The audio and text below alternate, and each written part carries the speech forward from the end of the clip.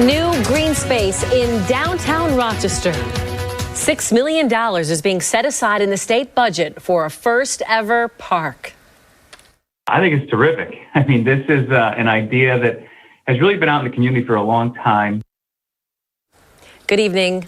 I'm Jenny Ryan. Doug is off. That park would be 40 acres and start at High Falls, providing new access to the Genesee River. Chase Howell tells us when we could start seeing this park possibly take shape. Chase? Well, we won't see any physical changes for a couple years, but if and when Governor Kathy Hochul's budget gets approved, that's when the ball will really start rolling. It'll free up the money she has set aside so designers can get to work. All this could eventually look like this.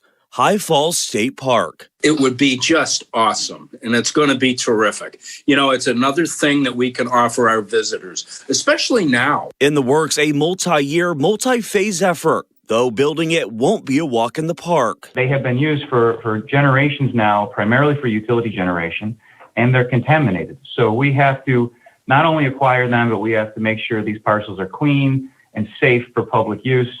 But we believe there's a way to get there. As for what will be in the park, that's yet to be determined.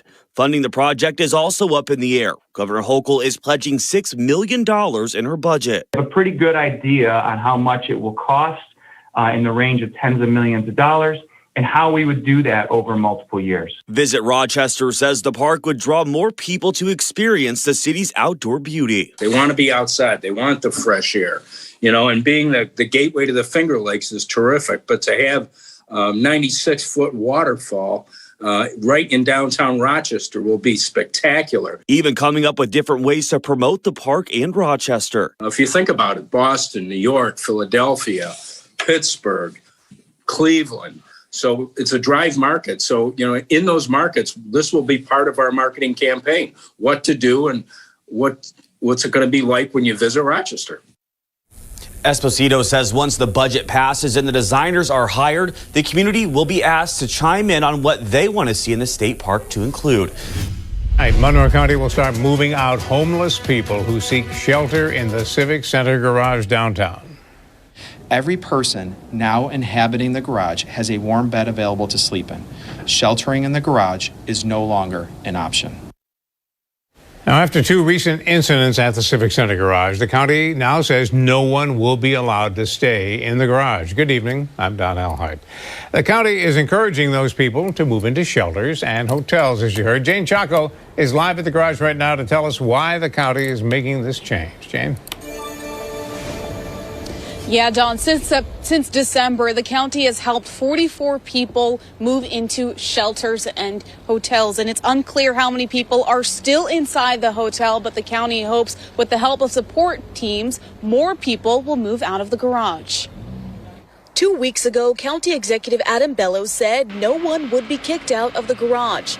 Today, the approach changed. With the recent escalation of violence in the garage, it is clear the status quo must change. It is inhumane for human beings to live in squalor without restroom facilities, sleeping on a concrete floor, and breathing exhaust fumes. Using multiple agencies like the Person in Crisis Team, Addiction Services, and police, Bello hopes the county can help place more people into shelters and hotels. Living in unsafe, unsanitary, and an increasingly violent circumstance is inhumane, degrading for the individual, and threatening to people who park in the garage. Combined resources from governmental partners is a new solution to a decades-long problem. Stephanie Forrester advocates for the homeless. She says moving people into shelters or hotels is a short-term solution. It only lasts for so long, and they end up right back in the same situation that they have been. She says getting help isn't as easy as it sounds. Speaking from experience, Forrester says seeking services from the county isn't accessible for everyone. When you have no home, no residence, no phone, and you're trying to get services, it's close to impossible. There's a lot of hoops you have to jump through. We can offer resources, but when there's not a backup solution, when all of these red flags and barriers are in the way, it makes it really hard to help people. And the county says it is covering the cost of transportation to the shelters and hotels. So what about that fourth shot, a second booster, if you will? As we hear from Natalie Kutchko tonight, there is a growing frustration to get that shot, especially for patients who are immunocompromised. What is this? Ginger Zimmerman of Irondequoit is a double heart transplant recipient, receiving her first replacement in 1998 and a second in 2015. She also fought a serious battle with COVID-19 at the start of the pandemic. For me, I was very, very ill. There were 3 nights that I thought I wasn't going to make it.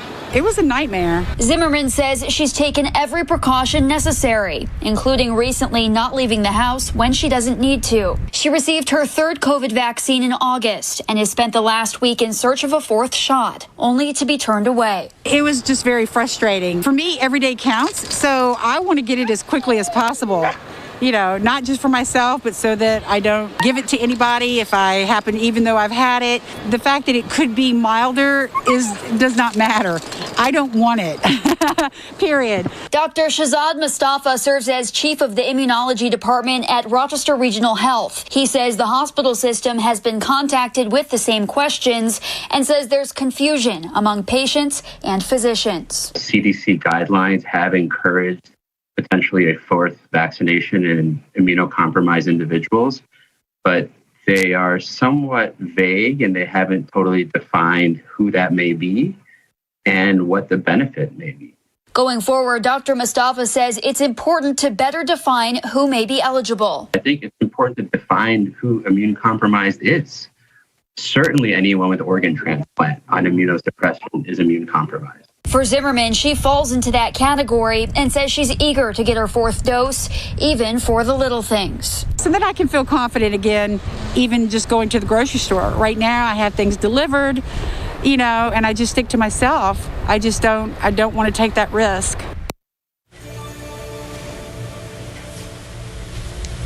And a bit of relief in this story. Zimmerman says she was finally able to book an appointment after a week's time. That was through Walgreens. Now, earlier this month, the CDC shortened its time that anyone must wait for a Pfizer booster shot. That was from 6 months down to 5. Meantime, for J&J and Moderna waiting periods, those remained unchanged.